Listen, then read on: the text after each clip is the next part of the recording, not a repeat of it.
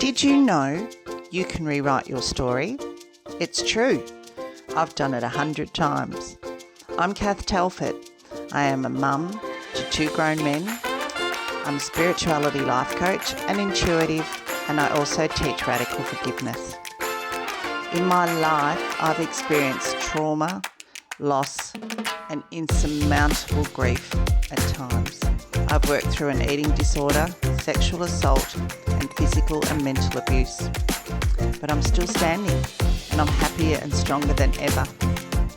My mission with this podcast is to create a community, a safe space where you can feel seen, heard, and above all else, loved. At the end of each episode, I will ask you a question and offer you a call to action. I'll also tell you how you can get involved and share your stories. You'll be invited to ask me questions and make suggestions on what you want to hear. I will be having some incredible guests along the way, some amazing human beings that have overcome diversity in their life. They will share with you their stories and how they got to where they are now.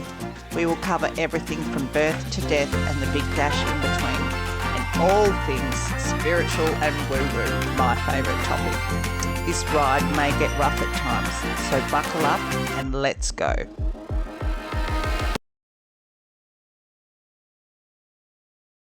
Hello, my darling souls, and here we are back for another episode of You Can Rewrite Your Story.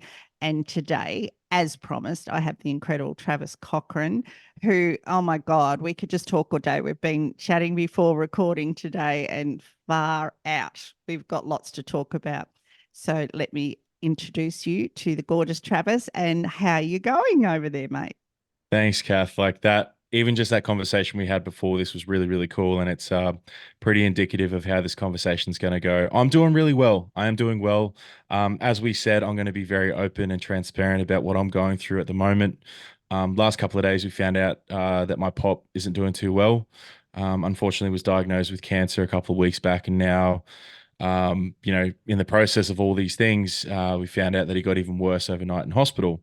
Now, I share this very soon and very openly with everyone that's listening because this is why I do the work I do. Because if this had happened 10 years ago when I was deep in my shit, I would have broken down. I wouldn't have even gone and seen him because I couldn't have handled seeing my granddad, who's been seen as the pillar, the strong man, the stoic, in bed with pipes all out of him, right? But I knew I could handle this. I walked in and I said to Kath, when I walked in, I know that my calm, um, confident energy was able to help him. And he basically healed within those 4 hours that I was there with the family. Like I get this message in the morning, waking up saying, "Hey, granddad's like likely to pass away soon." So I'm preparing myself to go down to Redcliffe to see this bloke that I've always seen as super strong. He's been chopping wood up until 85 years old, laying there ready to pass on. But I walk in and he's talking shit, he's smiling. And as I was able to provide that sort of feedback for him too, and just be really confident in what I was saying and just be there for him and listen to him and really have that grounded energy, I could tell that that calmed him down too. Mm. And knowing that that's so important for everyone, that one of the best things I've heard recently, Kath, was a good friend of mine, Lindsay Kosh. She said, genetics point the trigger and environment. I'm sorry, genetics points the gun and environment pulls the trigger.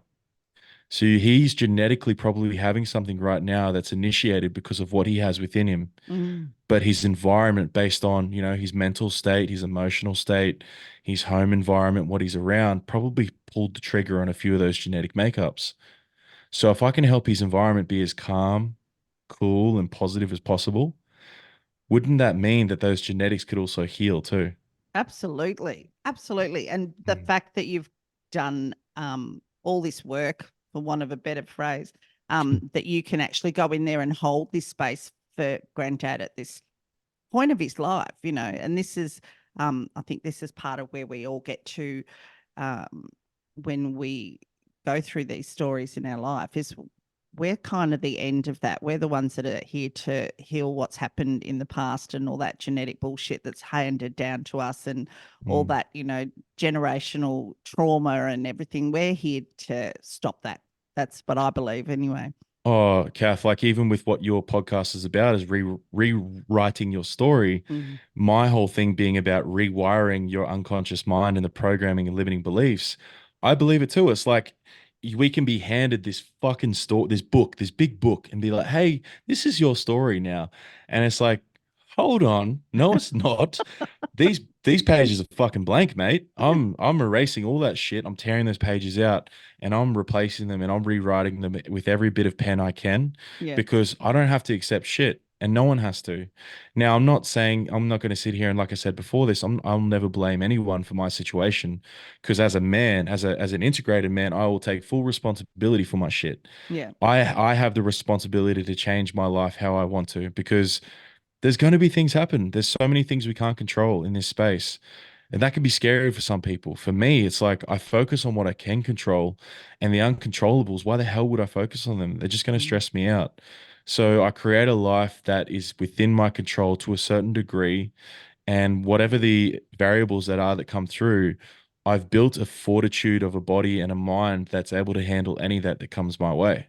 Yeah. Right. So yeah, anyone can do it. I'm nothing special. I mean, I know I'm special, You are but I am special. special, but anyone can get to this point too, because once you guys hear my story and where I was and who I was, you're gonna sit there and think, nah, that's not even possible. Well, Yeah. it's literally happened. So yeah.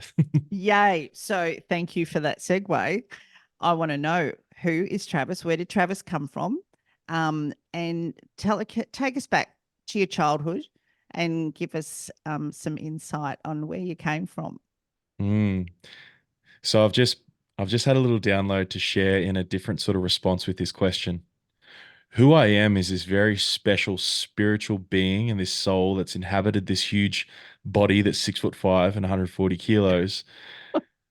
And the meat sack of me is Travis Cochran. Yeah. And but I'm just so much more, and I know this now. And we talked about this before with how woo woo we are, and I'm sure your audience is going to be on board with this sort of stuff. But I guess who I am in this reality, in this human world, and what I'm here to do started off as a normal little kid in a town called Woodford, a little country town, about 45 minutes inland from the Sunshine Coast in Queensland. So Never heard of it. yeah, so it's actually where they have the Woodford Folk Festival, Oh, and wow. one of the biggest festivals in Australia. There's like 200,000 people a year that go. So I grew up there, and as you could probably tell, I was a big kid my entire life. Like by the time I was 6, I was about 6 foot already. You know, I just towered over everyone, and straight away they're like, "Oh well, you're going to be a football player. You're a big kid. You're athletic. You're good at it. That's your life. That's your identity. Here you go." Deep down, I think that's where it all started. I didn't Mm, understand it at the time, but football wasn't what I'm supposed to be doing, Kath. It never was, but it was what I was good at. yeah. So, as many other people get told, oh, you're good at that. That must be your purpose. That must be the thing. So, you now are the football player, Travis Cochran. Mm, So, I go into school. I find out really at a young age that I was quite a shy kid and I was different. I was always different. And, we talked about it before with people saying, these kids that are on the spectrum and autistic and ADHD and all the things. It's like, I most definitely am. But my point of view and belief in it is that I'm just super connected to energy and spirit.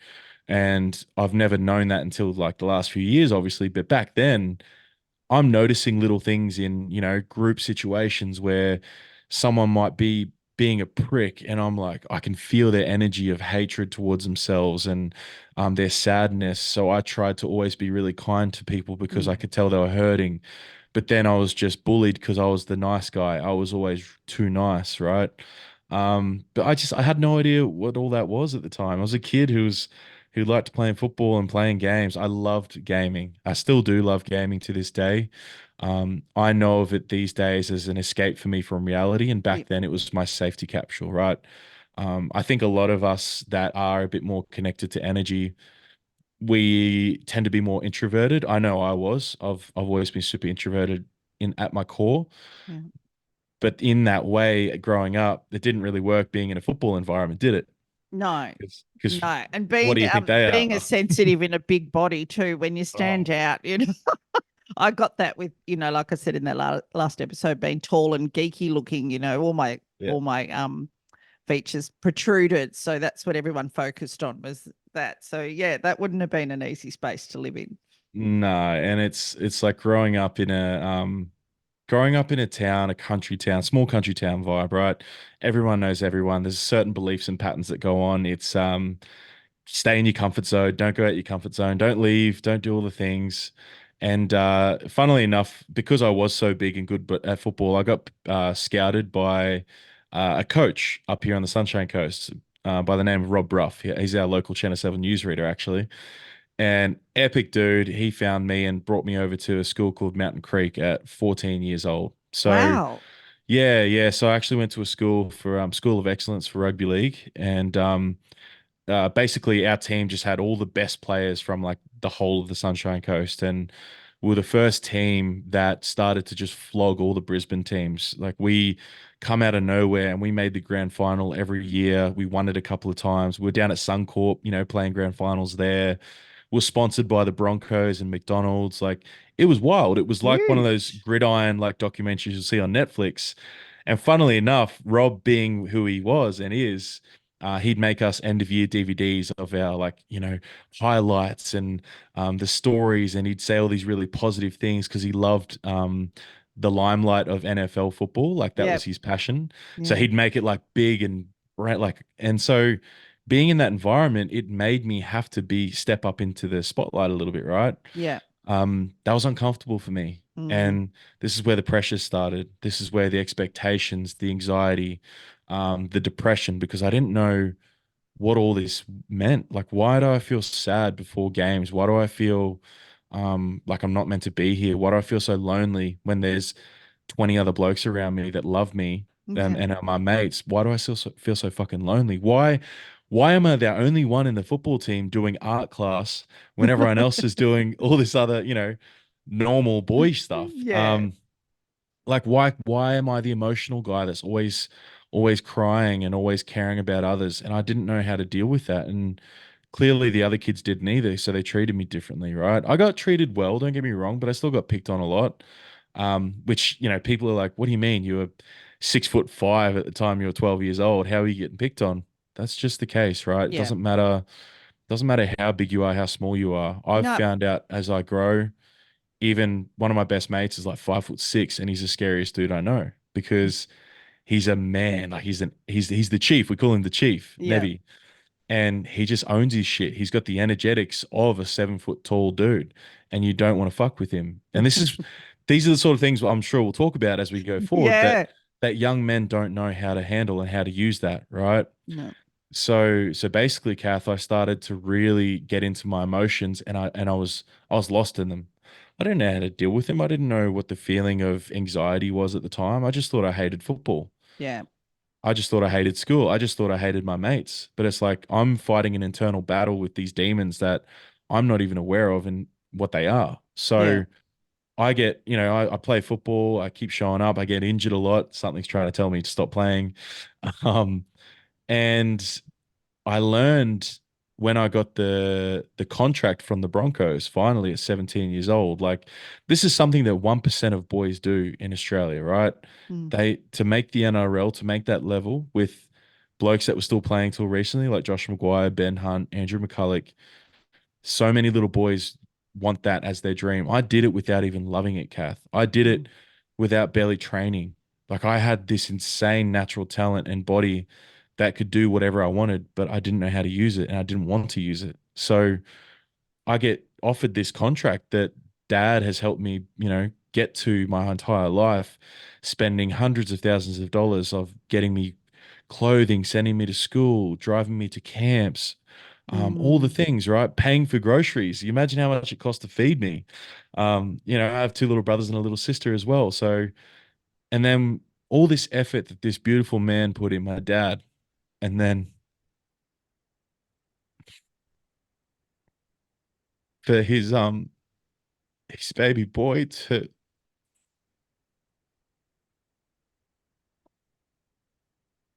this is Mm. interesting. I haven't had emotion around this story since I've told it in the last like 4 years, but it's hitting differently now with what's going on with his dad. Yeah. All this work and effort, and I turned it down because I didn't know how to deal with anything that I was going through. He didn't either, which is fine. I don't blame him for that. And I turned it down. And from that day, Kath, from 17, as soon as I ripped up that piece of paper I got in the mail, my whole life just shattered. 'Cause Mm. I didn't have an identity anymore. Yeah. I had no fucking clue who I was. And I think, no, I know what I'm feeling right now is the pain of like any other man that has so much expectation put on them. Like there's so much pressure Mm. all the time. And when you don't know what you want to do and people around you are judging you for not doing anything or not going to uni, not having a trade, not, I couldn't even drive a fucking car at the time, Kath, because I was so scared. Yeah. It took me like four goes to get my P's, like embarrassing shit that I couldn't talk about at the time. Yeah. And no one knew how to help me with that. I didn't know how to help me with that. So I just hid in my room for like 2 years and until I met my partner at the time, Gracie, who brought me out of that. So I guess that's the first part of the journey.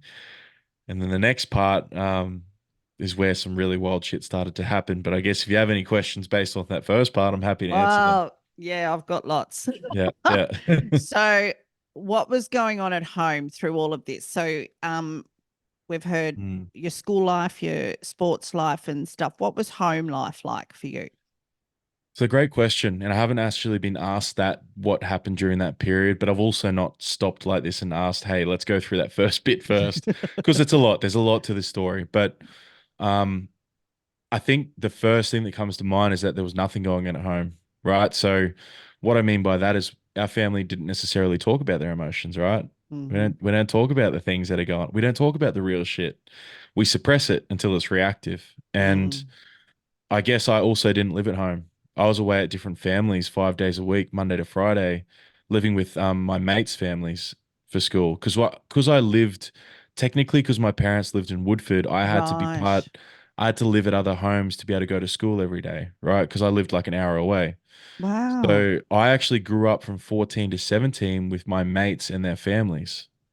So even now I'm having this realization that that in itself is such a foreign thing. And I realize now, like young boys and girls that get sent away to like boarding schools, it must fuck them up because the environment that you're in is so important. So Mm.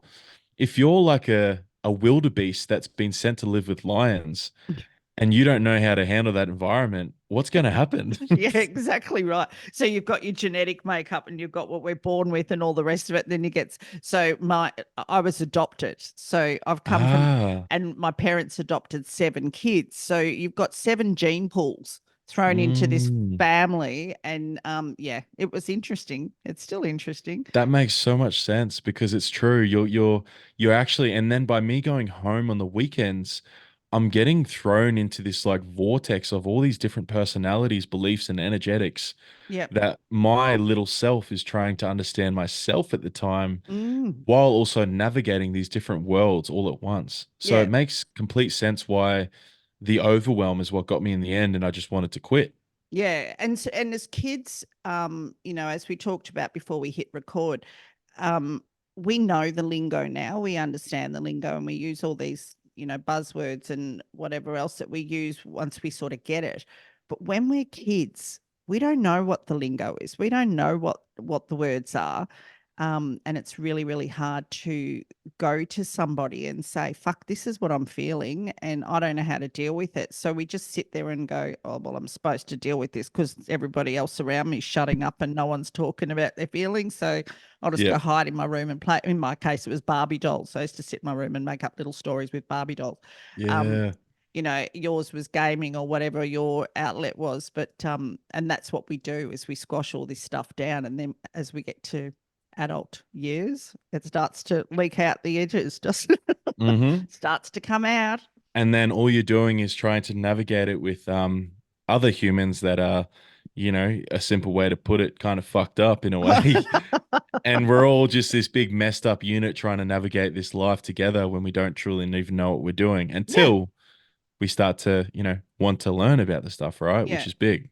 And we're looking to other people for guidance, so we'll I found my escape, apart from the Barbie dolls, was watching the old time movies, and everyone got married at 15 and 16 and had babies and Ah, stuff. So that was, oh God, that's what my life's meant to look like. So when it didn't look like that, that's when my spiral started. So yours was like, you've got to be the footballer and you've got to be this, but you weren't identifying as that person. That's not what you were feeling. That's not where your passion was, but this is what people were putting on you. And that's a huge pressure on a kid. That's a massive pressure on a kid. correct. It's like you're almost expected as this young man, they call you, right? And then as soon as you become the young man, the expectations start rolling in. Yeah. And if you don't have the right coping mechanisms or beliefs or understandings of it all, of course you're going to freak out until you have someone solid enough to be able to hold you in that. Because, like for me, like I said, 19 it really shifted when my partner at the time, Gracie, came in and she really pushed my limits. She helped me get out of my comfort zone. She supported me. She dealt with what I went through from 19 to 26, right? Mm, Every single day, Kath. And I know without Gracie, I wouldn't be here anymore. I know yeah. I wouldn't Wow. because that's when it really started to get dark because I was still trying to find my way. I kept going back to football thinking that's where I had happiness before. That's where I had worth before. That's when people actually fucking cared about me, is when I was destroying people on the football field. Maybe that's where I'm meant to go back to. When it Yeah. wasn't the case at all, you know? And you weren't happy though. You weren't Not at all. happy, but that was what you identified with. So talk to me about um what started to happen once you came out of this. Gracie brought you out of that dark space. Mm. Um, and then you walked into another one. Let's talk about that period of your life. Oh. I, I think by what happened was because I had someone who was really pushing me to get outside of my comfort zones. This is hard, right? This is self-development in a way. I was already doing it. Now I realize at 19 years old because someone else was forcing me to because they loved me. Yeah. They wanted me to be better. And I listened to the call in a way, not the way I did, 7 years ago, but back then I was like, okay, all right, this must be the way forward. I'm going to listen to Mm, her. I'm going to go with her and do the things. Started to travel. We moved around. We moved up to Mackay to where my best mate Tice was. Tice was a big part of my story too. yeah. Shout out to my brother. I've been mates. He was one that I lived with from like 14 with his family as well. Another really good mate of mine, Joshy O'Neill, who I've been mates with my entire life, was always really supportive. So I've always had really good mates that have always supported me through these things, right? Um, but we went out to Mackay and it was just another shit show where I'm doing a job as a boilermaker or trying to do a boilermaker job where I'm useless at that sort of trade stuff. And, I'm copping shit because I'm perceived as lazy or I don't know what I'm doing. And of course, I'm lazy and don't know what I'm doing because I don't love what I'm doing. Yeah. Like I didn't know what to do. So, um, I would go to work. I'd go to work in the morning, and we were living with Tice in this garage. At the start, we moved up to Mackay in like 45-degree Yeah. heat. So It's I'm waking so up hot at up there. waking up at 5 in the morning to go to this job that I hated, and that I was really shit at. So I knew I was getting judged every day. So there was that pressure of like, oh yeah, by the way, Trav, you're a piece of shit. You're Yeah. in a place that you're not accepted. That everyone Mm. else is better than you. You're Come comparing here and yourself. I'll just remind you how shit you are. Correct, right? So, and then I start playing really good football. But again, I get injured. I actually destroyed my wrist. I don't know if you can see those scars, but Yes. I went to Jesus. push some dude off and it snapped back to my forearm and I fractured everything, tore every ligament. So again, the universe is like, dude, stop playing football. It's not what you're supposed to do. Yeah. But I just wouldn't listen. I And this, call it I call it feather brick Mack truck. They send you the oh, feather, then the brick comes, and then fuck me, mate. That Mack truck hits you. oh, tell me. So I would say the wrist was the brick because Right, the feathers kept hitting me. These little right. moments were hitting me. The Mack truck, Kath, was this thing. You can't see it, but on my head, one of the football games, I really hurt one of the like famous families up there, Oh, and the rest of his brothers played in the team as well. So when they saw me hurt him, they were like, "Oh, we're gonna get you." So as I went in for a try, they've all come with knees, elbows, all this sort of thing, and they fractured my skull and opened up my entire head like a oh big my wound. God. Yeah, I was concussed for like days and I was really sick. I've got this big scar now because of it. But that was my realization where I was like, okay, I think I need to stop playing footy.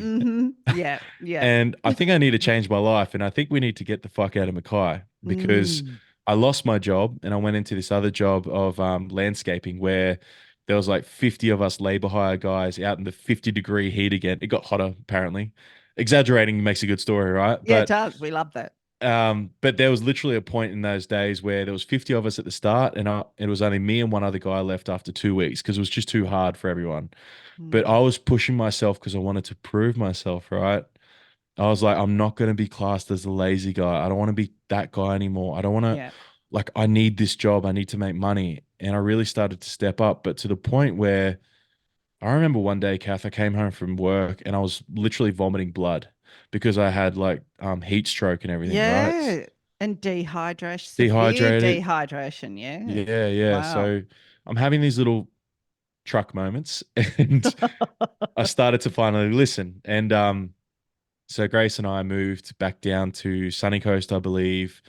And then we moved to Sydney. Sydney was where a lot happened. This is Mm, where I started to finally feel like I was finding my feet. I was like, maybe this is what I need to do, right? And I'm trying to remember the actual timeline because this is really important to what happens with I believe we went down for the first time. It didn't work out, so we came back up, and I got into car sales. oh, God. Yeah, yeah. So this is where things went really dark, Kath. This is when we, that buzzword we talked about before with the dark night of the soul. Mm, Um, because I've tried so many different jobs and I was trying to find my way and the pressures of a young man of like expected to, hey, Trav, all those mates you were with are all playing for the Broncos now. What are you doing, you loser? Um, all your mates have got trades. Everyone's at university. Some of them are even married already, like so I'm sitting there judging myself going, well, I'm a piece of shit because based off what society tells me, I have none of the boxes ticked to say that I'm worthy and that I'm successful. yeah. What's the point of all of this? And I started a job, as I said, in car sales where, no disrespect to the company I worked for. It's got nothing to do with them. It was my own shit. I picked another job where I just couldn't handle it. I was super shy and anxious, but I'm in a high level sales job Yeah. where I'm having to drive cars, which in my past, they always scared the shit out of me. I just told this story the other day. I don't know if I've told this before on the podcast, but and I don't know if I get him in trouble or not, but I remember I was so useless, Kath, with manual cars that I didn't know that you had to lift a little ring on the Yaris's to put him in reverse. So, That used to get me too, those yeah, bastard things. yeah. So I'm Yeah. like, they go, hey Trav, can you go move the cars out the front with one of the boys? And I'm freaking. I'm like, oh no, because all the cars are super close. You always see at car yards where Yeah. they're all, and you think, how the fuck do they get? Oh, this is how they get them moved. You have to do it as a two-man team where they go, turn left, turn right, this far, blah blah blah. It's for me at the time, it was super stressful. But I go to put this car in reverse, but I've put it into fucking fifth gear. And I've gone straight into the front of another car and dented the hell out of it. A brand new car, right? And luckily enough, they were like, "Oh, it's all good, mate. This has happened before." I don't know if they were just trying to make me feel better, but that moment where I was like, "Okay, I'm an actual piece of shit. What am I even Ah. doing with myself?" Like, I remember the feeling, Kath. My guts dropped. Oh, I I had was gonna my say, red yeah. face. Like, I was Hmm. so embarrassed. And most men are judged whether you can drive an automatic or a manual car, right? Yeah. It's just a reality You of it. fucking fail, babe. You Yeah, you're a fail. piece of shit. You might as well just go and give up your man card. And that bile feeling comes up in your throat and you're just like, and your face is burning. Oh, mate. I Oh, hate that that. that was me daily, and that was me daily just trying to talk to people, right? Mm, So that moment really set me on a dark path because the following coming weeks they made me not made me, they were like, hey mate, like we really need you to go get your manual license. And I freaked out. I actually went and did the test and I actually failed it. So I'd been driving for like 6 years at this point, mm, and I failed it because my anxiety was so high that just at a giveaway sign, someone was coming straight, and because it was on like a dead stop start on a hill, I was doing fine. I took off, and he classed it as I failed because I failed to give way. But this dude came out of nowhere, right? Yeah. No excuses. It was just how it was meant to be. But that was the honestly, it sounds weird, but No. I'm only remembering this now. I've never told this before, but that was the moment that broke the camel's back. Mm-hmm. Figuratively, me not being able to pass my fucking driving test at 23 or whatever it was, Yeah. 22, sent me on a path to like, well, I'm just going to kill myself, Yeah. right? So this is where we sort of connected a few weeks ago because as my audience heard about my nephew, it's such it's such a big subject with guys, particularly in that age bracket that haven't met the quota, so to speak, or the levels that fucking society expects you to fit into. And oh, you should have a job by now, and you should be really good at this by now, and you need to be married by now, and you need to be fucking owning a house by now. Where'd you go? What happened? Talk me Mm, through that. amazing question, and I love the way you framed it. So, what was happening at the time for me to really get to the point of breaking? In my relationship, I was very emotionally abusive. Mm, So obviously, with the response that Grace at the time only had was like defensiveness and pushing me and like, why are you like this? What are you doing? Because she was doing the best she could, yeah. And I think I need to share this purely, out of respect for her. I've asked her before whether she's okay with me telling parts of the story, and she knows how much this will help other relationships because I know how many young women who are in relationships with young men who have depression and anxiety and all the things, right? So I was always getting pushed to be like, hey, you need to make more money. Mm, Hey, why aren't you like what career do you want? Like, what is it you truly want to be doing? And whenever I got asked that question, I'd get really defensive because I was fighting with that belief in my own mind daily, every minute, every fucking second of the day, Kath. I was like, mm, what am I doing with my life? What's the point? yeah. Like, I have no value in this world. What the fuck's the point of like, why do I wake up in the morning? I couldn't get out of bed. Yeah. I couldn't, there was so much pressure from everyone. And I know they were just doing it out of the kindness of their heart, wanting me to be better. But for me, it was like an attack. It was like, I'm doing my best, guys. And I didn't know how to explain that. I didn't know how to say, I'm fucking drowning. Throw me a paddle, like throw me like a life jacket or something. Because right now, I don't know how to swim. Yeah. No one's showed me. No, and like you said, darling, like you were living out of home a lot and you hadn't had that. You'd had all this guidance to how to play football, but no one had taught you how to navigate life and all this shit that you were dealing with. I'm so No, sorry that you lived through that. we Well, didn't I'm glad have. you lived through it, Yeah, but yeah. I'm It happened sorry for that a you had reason. to. Yeah, yeah, yeah. But Yeah, but it's like I didn't have podcasts and men like myself to help me. I didn't have fucking Instagram to message the technician and be like, "Hey, Trav, I'm thinking about killing myself. yeah, What do I do?" And I know this is emotion because I feel so proud to be able to be that for people now, but it's a lot too, Kath. Like I'll get yeah, to that point at some point, but at the time, it just as much as my beautiful partner was trying her best to my family and my friends, I didn't know how to talk to them about what I was dealing with. Like I was fighting these demons that I want I don't want anyone to ever have to deal with yeah, because it was horrific. Like the nightmares I would have and the thoughts I would have. Like I think one thing I really want to get across as well is suicidal ideation and thoughts of killing yourself should be normalized. Now absolutely. the reason I say that is because we all have those dark moments. It's a difference between thoughts of not being here and thoughts of actually doing it. I want anyone listening to know that I've had, recently in the last few years, those couple of moments where it's always been in me that I would have such a hard time because I didn't have money while I was trying to get to this point. It's like, oh, it'd just be easier if I wasn't here anymore. Yeah, Like that, a lot of people actually have those thoughts, guys, for anyone listening. Um, so I just want to normalize that first.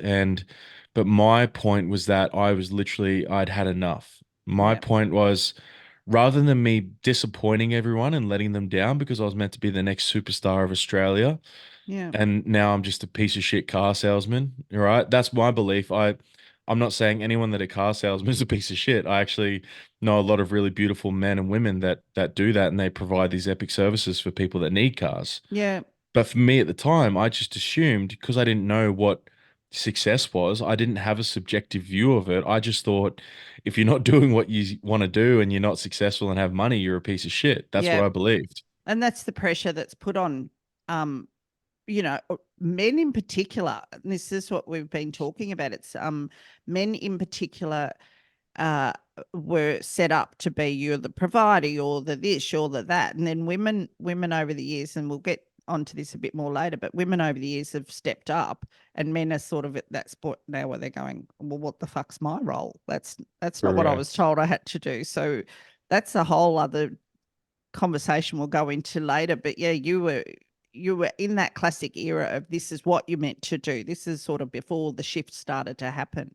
Yeah, yeah, and thank you for touching on that as well because it's a great point for that time then was that I was with a partner that was quite masculine and who was driven and was the in a way provider. You know, she never Mm, missed work. She always had a good job. She always busted her ass. That's just who she's always been. And me, I felt weak because I mm, wasn't providing. I wasn't able to take us to dinners. I wasn't able to buy us nice things. I wasn't able to save up for a house and buy a home like my other mates were doing at the time already. So many things that so many young men don't know how to deal with, and they judge themselves because of the comparison aspect and also just the pressure from society in general, right? It's like, mm. if you're not doing this, you are not a man. Yeah, So, well, if I'm not a man, then what am I? And it's yeah, like you start questioning it hard, and you're like, well, what am I even doing here? So, of course, it can easily get to that point, and of course, it's a reason why there's such a big disparity between how many young men kill themselves compared to how many young women do. yeah, absolutely.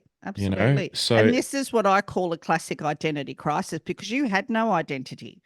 nothing. You were told you were a footballer and then that wasn't where you wanted to be. And you were told you had, a tradesman and that wasn't where now you're trying to sell cars and you can't even drive a fucking Yaris, which by the way, nobody can.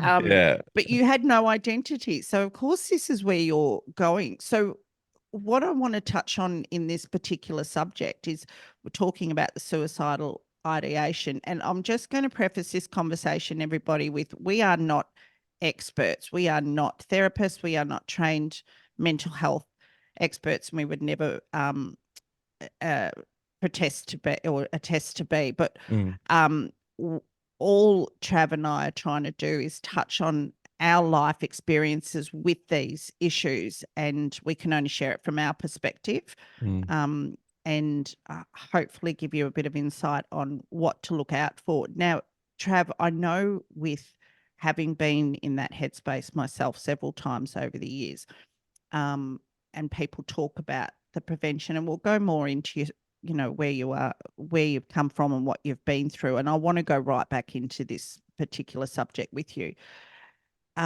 Is the difference between thinking about not being here and having a plan not to be here. And it's when there is a plan in place that the light bulbs need to start going off for people. Did you get to that point where you had a plan? yeah. And thank you for asking it that way. That was really well said. So it happened. I know one morning it was like, yep, it's time. I didn't know how I was going to do it, but I'd made the decision.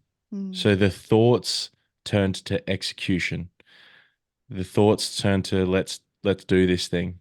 yeah, And I went to work and I finished the day. And again, it was just this day of like, oh, I'm just a piece of shit. I'm worthless. Like, again, just, reiterating and confirming this bias that had been told to me that I'm a piece of shit and I'm not meant to be here.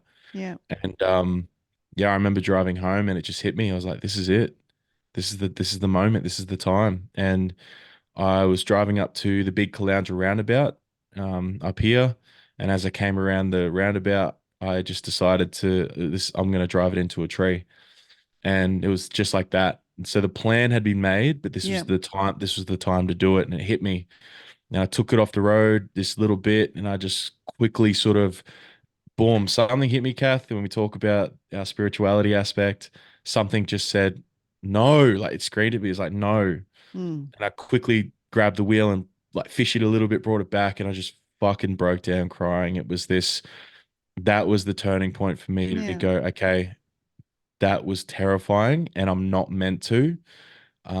Luckily enough, yeah, I didn't do it that day, but something told me it's like, no, you're not meant to. Like, you're supposed to live on. You're supposed to do something more. And I got home and just broke down to my partner at the time, and she supported me so well. And, we called work and said, he's got to stop. He can't do this anymore. And just like that, we made the decision. It's like, if I'm at that point, something needs to fucking change. Yeah. How old were So you at this point, Trav? if I remember correctly, I believe it was about 22, 23. Wow. Because we then moved back down to Sydney, I believe. I'm pretty sure I'm getting the timelines right, but Mm. we moved back down to Sydney and I was going to start studying. This is when it was like, okay, I've been at my low point. Now where can I go? Now I truly know that whatever I'm doing isn't working, so it's time to try something else. Mm. So I was like, I'll go study. I'll go become like a PT or something, or I'll get into graphic design. I started to look into what my actual passions are, right? Mm. So it took me getting to my darkest point to help me realize where my light is. So it So was what like I'm that. going to, because you know me, I'm not big on glossing over the details. Yes, of course. Yeah. So from that moment when you went home and opened up to Grace to when you finally decided you needed to change direction, was there a process that you needed to go through to get yourself to that point, or was it such a snap of the moment decision where you went, because Mm, we don't always have that insight, and you were very blessed. Oh God, my heart just exploded. That was given to you in that moment to not drive into that tree or not drive into that post. yeah. Um, so you were blessed and you were guided, and that doesn't unfortunately doesn't happen to many. So where was the um talk me through those next couple of weeks? So the next couple of weeks was some conversations back and forward with Gracie and my family, my mates, and just myself, like internal dialogue of like, okay, what do we do here? And Mm, luckily enough, we were actually renting from a good friend of ours, so we were able to just like cut the rent, be like, hey, we got to go, we got to change, we need to. It was very quick. It was like, okay, what needs to happen? What do we need to do? Let's do it. yeah, Grace got offered a good job down in Sydney, so we're like, okay, let's go down, let's go do it, let's go back down there and give it another go and just see what happens. And yeah. yeah, sure enough, this time I went down. I got a casual job at Rebel Sport of all places. Yeah, yeah, yeah, at Rebel Brookvale. Shout There's your out to the wardrobe Brookvale crew. sorted. Yeah, I actually sold footwear. I was the Yeah. footwear man. Yeah, so um, and this is where it all began, Kath, Mm, because I thought, and again, when people talk about trying to find their purpose, I believe your purpose is built. It's actually something that you can build through actually trying things, but yeah, actually going down your path of what your passion is. So I knew I liked helping people. I knew that was just something in me that I loved helping people. So if it was on the surface level of selling footwear to them and having conversations, awesome. yeah. But real quick, I discovered that one of the boys would walk past and be like, Trav, was that person you were just selling Keanu's to telling you about their dad that just killed themselves the other week? Yeah. Like, yeah, yeah, I don't know why. It was weird, but it was really cool to talk to him. So that That started neon happening. sign, that neon Oh, sign. Oh, I know that it so well. it was wild because like you'd have people sending like reviews. You did this NPS scores of like Travis was such and such. I remember this lady, I spent hours with her, just like Mm. her foot was all mangled. She had this horrible story, and I just really wanted to care for her.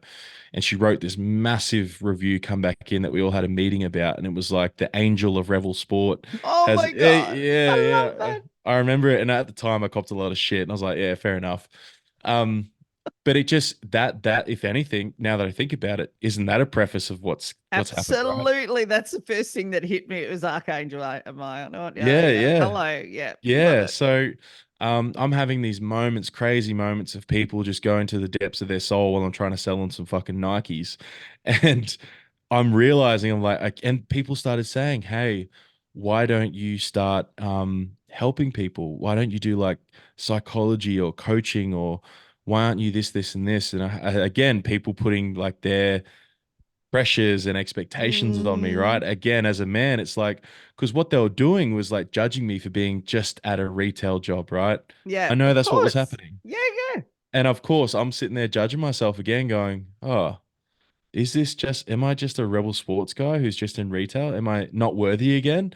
And I'll question myself again. I'm like, fuck, do I need to do more? And this is one thing men really struggle with is like we are expected as a general population to do more. yep, We should be successful. We should be making hundreds of thousands of dollars. We should be millionaires. We should be strong and jacked and sexy and all the things, right?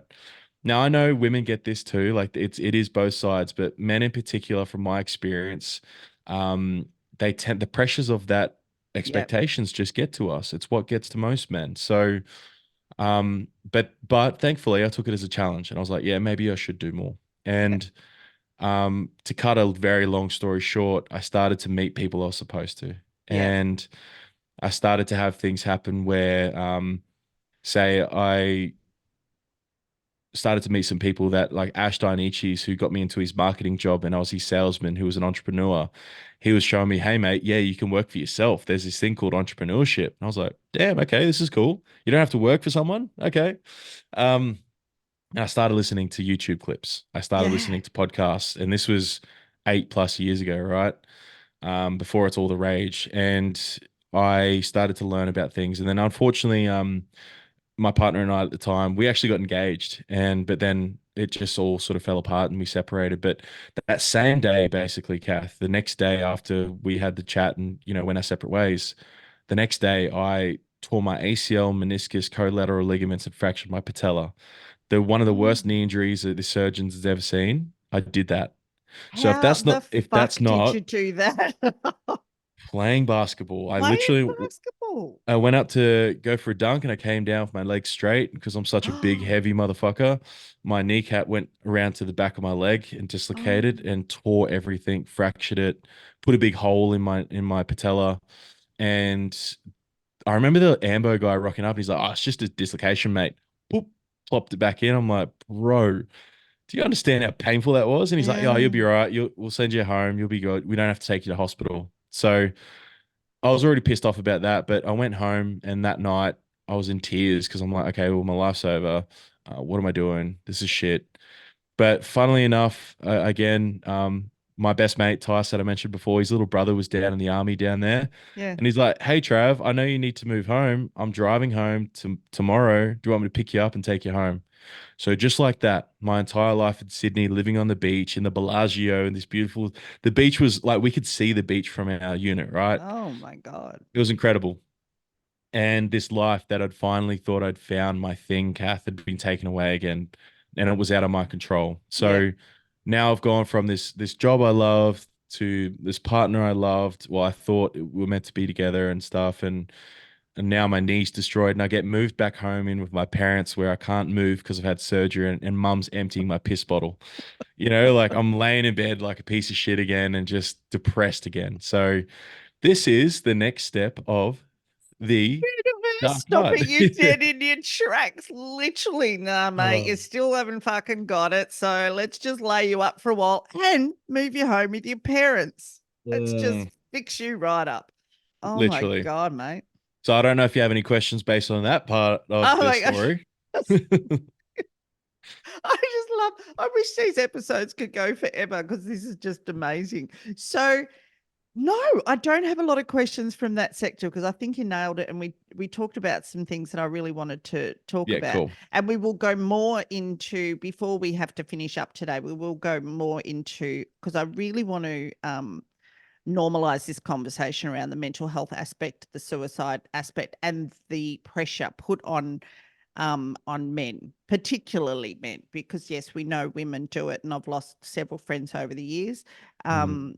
But I've lost more men friends than I have female friends, and I think we need to normalize that. So let's fast forward to let's hear a bit more about your mum emptying your piss bottle first, because I reckon we need to go through that little section. So talk me through that next few Yeah, so stages. to really shorten this part of the story because it's probably the longest.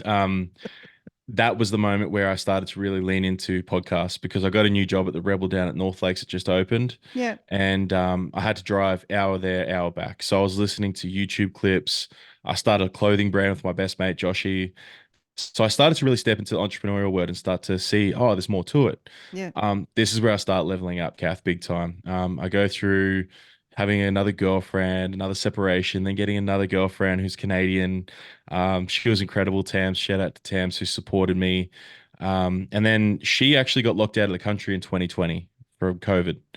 So COVID really fucked me up, but it was another dark night. Hello. Yeah, Yeah. another one. Because I'd found us this house, I got a new job, all these things, and then obviously all that bullshit happened, and I didn't know if I was ever going to see her again. So I started having panic attacks and stuff in 2020. Mm, Had to quit my job in sales, and I was in a really bad place again, probably the worst I'd been in a long time. yeah. And this is only what 4 years ago. So, but funnily enough, I ran into a good mate of mine now, Jordan Potts. Shout out to the Conscious Carnivore. Um, I met him at farmers market one day, thanks to my mate Andy, who forced me to get out of bed of my depression and come meet everyone and see everyone. I ran into Potsy, and again, we talk about divine timing and stuff. This has happened a lot, which I won't glaze over too much, but he basically got me into ice baths and breath work that day. He was like, Wow. mate, come back to my house. Let's have a chat. Let's talk about it. Let's do some shit. Let's find your happiness. And from that day on, Kath, I basically was like, all right, let's do this. And my best mate at the time, when I say at the time, he's still my good mate, Christian Palu. He was going through his shit too, and we started tried to start a coaching brand called Arcadian Coaching. So it was about helping people find their paradise, like the Yeah. ancient Greek mythology story. So, and how's this though to bring the present to the past? Our logo was a Spartan helmet. What's our logo now with the Heart-Led Warriors? Yeah. All right, so yeah, yeah. Oh, there's a big link there. It's wild. And Christian said to me one day, he's like, bro, I love the way you try to rewire my mind. You're like a technician. And in 2020, that's when I got the whole that picture came to me. That So that was where I was going to ask you too, because it's always going to like, oh, it's a technician. Why is he a yeah, technician? And then yes, yep. thank you, makes sense. Yeah, so that picture literally came to my head the next day after KP said that to me. It's fucking awesome. It's such a great Oh, picture. and I'd taken my super out at the time because we could under conditional grounds with everything that was going on. Yeah. So I was like, yeah, I'm taking my money out because I was shit at money at the time as well. So I had all this money, so I was like, oh, I'll buy a laptop. Well, let's start a podcast. I bought this podcast gear. I got Yeah. that logo made up by some dude in Argentina on Fiverr, and I had all these things. I had this big poster, not that one, but another one, Yeah. sit on my kitchen wall at my other house for 7 months, Kath. 7 months I thought about starting the podcast. For 7 months, I was still anxious. I was still depressed. I was still Mm. stressing, trying to run this free business while I was on Centrelink. And I was struggling like crazy. And then Tams finally got let back in the country. We had some beautiful times together while we were still together. And we were actually hustling, going to op shops and reselling on eBay and Marketplace. And that's how we got by. A That's little how bit of Gary V. You were pulling a little bit of trash Gary talk. V there, mate. Trash talk.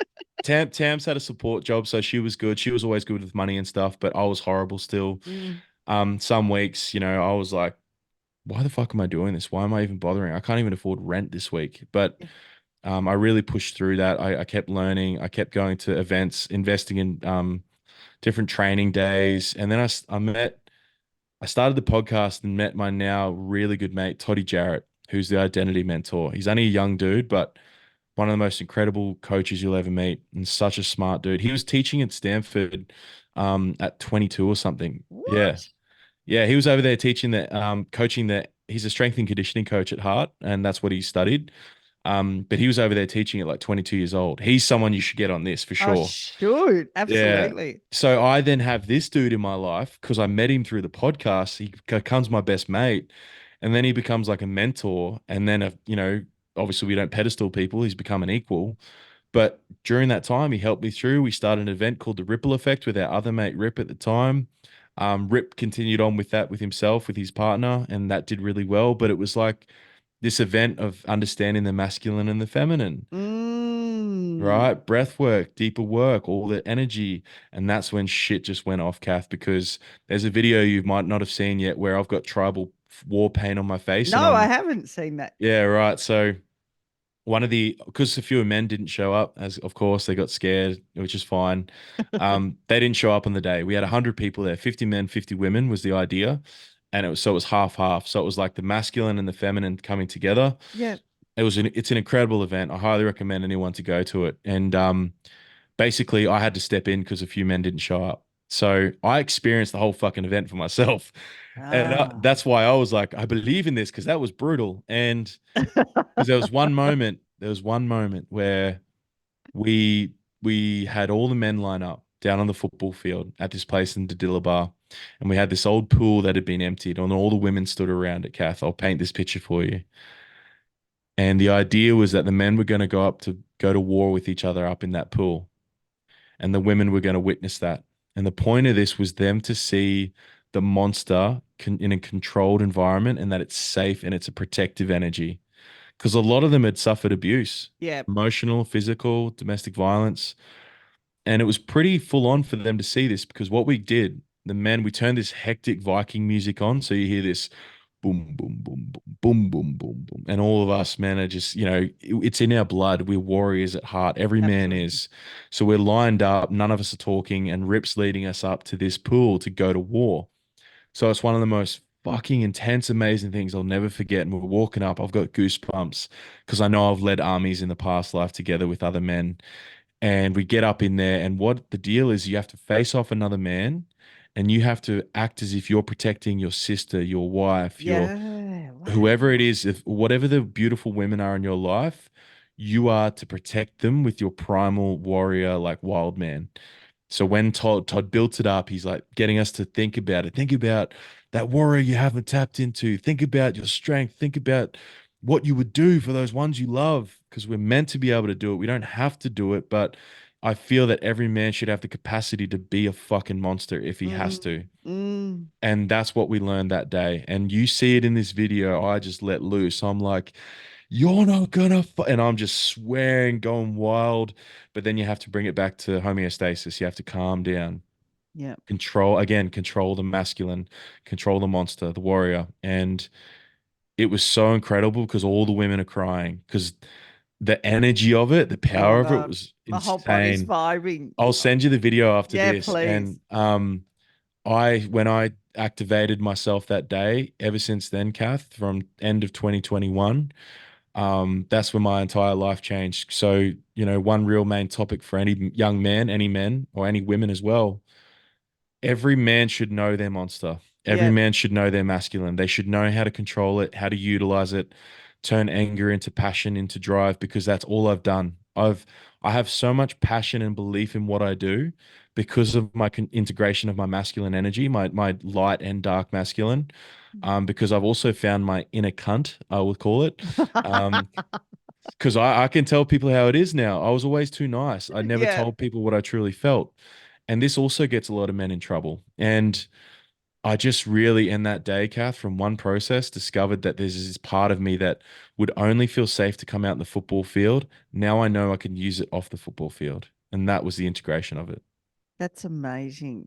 Far out. And can I say, inner cunt is one of the best words I've heard today. That's become that word alone has become one of my favorites in the last few months. We talk about what we're expected to do, and nice girls aren't used, but I love that word now. It's funny. I find it That's funny. I copped some shit from someone one day because I used it and they're like, "Hey, that's disgusting." My father used to call me that and all these things. And I'm like, "Hey, I'm not yeah. trying to glorify it and say that's not horrible. It's just a word that a lot of people use, and especially as Aussies, like there's a dude that literally makes money now I calling know. people cunts, like evidence-based training. Yeah. And it's like cunnies, like he's coming across as like it's a funny way, but I can also respect some people don't like it and don't use it. But It hey, can be very triggering for some people, but yeah, I'm a big person about it is just a word, and it's a word that we've been conditioned to believe is bad. It's like fuck used to be so bad, and everyone used it every second yeah, word now. It's conditioning. It's all conditioning. It's just a word. yeah. It's just a word. And when, like you say, there's a guy out there and he's like, talking about Australians and how you can be a sick cunt and you can be a, funny cunt. And Yeah, yeah. We're Australians. Like, we're let's embrace that. That's our only Australians. culture we have. I know. Swearing and drinking piss, apparently. Well, we're proving them wrong on that one, aren't we? Correct. Oh my God. So talk to me about where you are now, because you've got your amazing podcast, The Technician. Mm. And now the retreats, you're doing retreats or events? Yeah, Yeah. yeah. Yeah, so it's a perfect timeline actually because 2021 was wild. That was setting everything up and Mm. integrating the masculine. 2022 was like a huge year for growth because I did my NLP in September that year. I was actually going to go do Mm. spirit breathwork retreat, but then I got really sick. I actually got so sick I got appendicitis and nearly died. So yeah, yeah, it was wild. Like What again, year did that happen? 2020, 2022. Were you vaccinated? It's a No, whole no. other episode. No, so I actually found out, and if we go like maybe it was a physical thing, like appendicitis can just come out of nowhere. But what I led into was like anger, suppressed anger. Yeah, So yeah. suppressed anger, it was in my bottom right. It's always where suppressed anger sits, right? Mm-hmm. A lot of the time. And I got so sick, literally, Kath, and I've got pictures of it. I look fucking grey. Mm. I nearly died in hospital because I wasn't expressing myself. I was suppressing Mm. so much. And I went through that, went to NLP, discovered so much, met now one of my good mates, Dane Muller.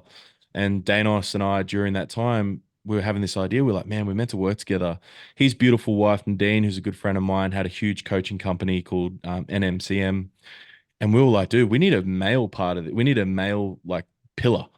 And we came up with the idea of Heart-Led Warriors. Yeah. That's where now one of the biggest men's work brands in Australia in 1 year, it's become running these big events and retreats. And we've really pushed the envelope of making it a bit different because clearly something wasn't working. Yeah. So we wanted to modernize men's work, but we also respect the ancient styles and primal stuff that a lot of men's work do use. But it's like, we incorporate NLP into it. So it's very much like, let's talk about a shit, but let's also action it. Let's Yeah. also have some actionable items that we can help you move through it. Let's have some fun during this. Let's not make it all so serious. Let's keep it lighthearted where we can. Let's play some footy together. Let's have some fun. Let's like a brotherhood, like the boys again, and bring out that inner child so we can help heal that. Yeah. And through that year, that last year was the biggest year of my life because again I got really sick at the start of the year with if you want to call it COVID, like my bones fucking ached. But again, it was a level up, right? I believe. And I started my coaching business a couple of years back by doing tech talks, Kath. I was doing these things called I tech love it talks. instead of TED Talk. And I was I just, love it. yeah, I was catching up for people for coffee for $50. That's all I was Oh doing. my God, really? Yeah, yeah. So I did that for like a year, and I still do it to this day. It's a bit different now, and it's worth a bit more as well. But I was literally sitting down and having coffee with people and giving them my presence and my time, and asking them the right questions as I did in the podcast, and it was bringing out the best in people. It was helping people. So I was like, shit, maybe I'm supposed to be a coach, which again is just a label because people Yeah. apparently fucking hate coaches for some reason, even though we just try to help people. But um, if you want to call it a guide, I'm a guide, a human helper.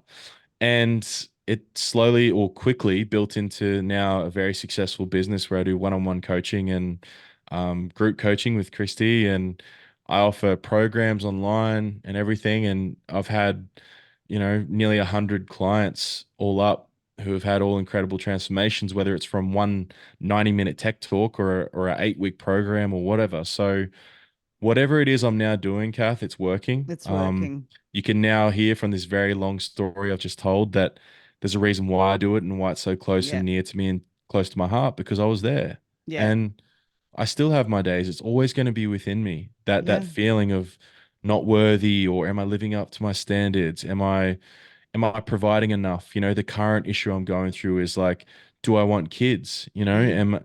Do I want kids? Like I'm amazing with kids. I love kids, but my partner and I are also like, you know, do we actually want them? Mm.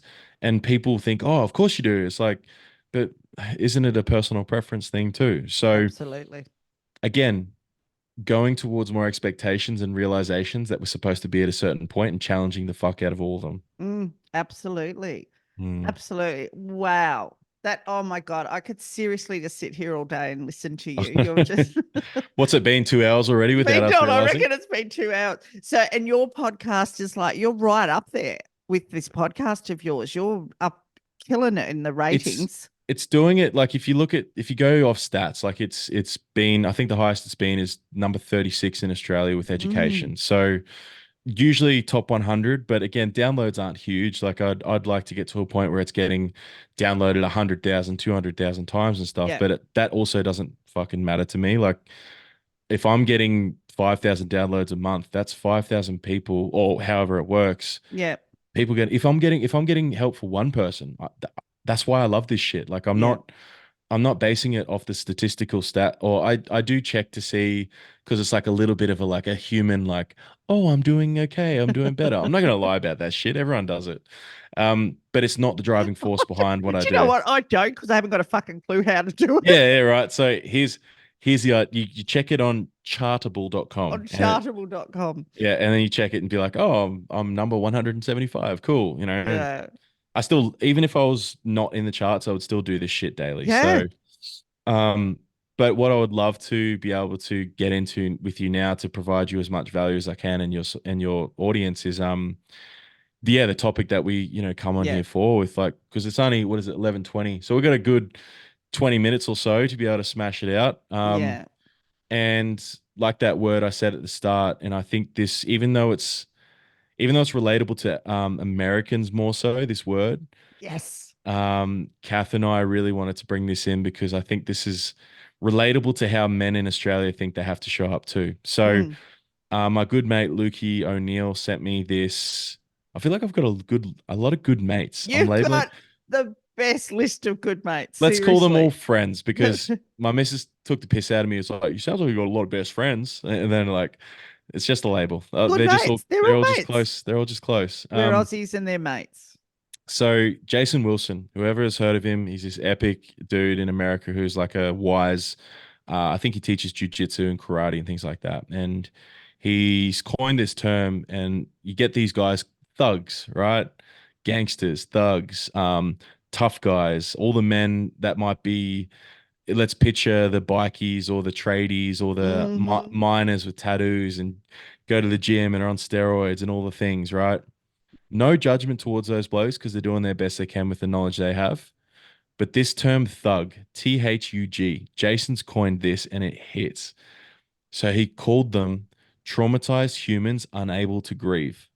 I love it. I Thug. love it. Yeah. You're a thug. You are someone who wears trauma on your sleeve as a badge of honor. Yeah. So, of course, these thugs that are walking around that don't know how to process anything they've gone through, a lot of men have gone through sexual abuse as kids, Yeah. and that's something that men don't deal with is shame. They don't Mm. talk about their shit, so shame builds up. And from this, it's of course you're on a really high threshold of your nervous system, so super reactive. All it takes you is two or three beers, and you're ready to take someone's fucking head off at the Yeah. pub because they said something slightly um, towards your ego that harmed it, and you were like, "Oh, I'll beat the shit out of you," because Yeah. you're hurting. Yeah. Because you're fucking hurting and you don't know how to deal with it. You don't know how to tell people you're hurting. You don't know how to share it with your missus. So all you do is suppress it through drugs and alcohol and porn so that you push it deeper and deeper and deeper to the point where you can't deal with it anymore. Now, why do I know this? Because I did the exact same fucking thing, guys. The exact same thing. And I Yeah. know so many men around me still do. I have clients that do it. Mm. It's what I help them through. Now, the term that I've lived off in the last year or so, and Dr. Gabor Mate, I don't know if you've heard of him before. He says it's like it's not why the addiction, it's why the pain. Like, I have heard of him and I mm, love, yes, I have. I've seen him. I didn't put the name with it, but I heard him say that one time and I'm like, I fucking love that. right, because it's so true. It's like it's not like we start to label and term these people as like drop kicks of society because Mm. they're drinking alcohol or every day or they're taking drugs, and it's like, Well, rather than judging them, why don't we fucking help them? Why don't we Yeah. see what's actually going on with them and provide them some information and show them there's actually a way out? Because, like, I obviously am not a professional within addiction control and help and all the things, and there are amazing counselors and addiction workers that can help with that. But Mm. a lot of men don't even, or sorry, they do know it exists, but they don't feel confident or safe enough to do it. Because again, if you confirm that something's wrong with you, that then confirms the bias of society that you are a piece of shit and you're worthless and you're not a real man, Mm-hmm. right? So as soon as you have to face your own demons by actually confirming there's an issue, rather than you sitting there trying to say, nah, man, I just do coke on the weekends because it's fun. It's like, Sometimes it is is. is it is it just fun, or is it, are you actually What do you trying do? to? You don't know how to deal with being out in social Yeah, environments and you're yeah. using it as a mask. Yeah, yeah. Yeah, yeah. There's a difference between and this is one thing I always say, Kath, in like my potties and everything I do. Like, I'll never judge anyone for drinking alcohol because I Mm, still drink alcohol. mm. Like not to the point of getting fucked up like I used to and abuse it. I still enjoy a couple of beers with my missus at dinner, or if someone's got a birthday, I might have five or six. Yeah. It also takes about 40 for me to get drunk because I'm so big, but it's I'm not sitting here saying I'm any better than anyone because I've No. been in everyone's shoes. I And I had a think, teacher say to me once because I abused alcohol for a very, very long time. yeah, Um, and she said to me, when you learn to drink in celebration opposed to for suppression, oh, it will change.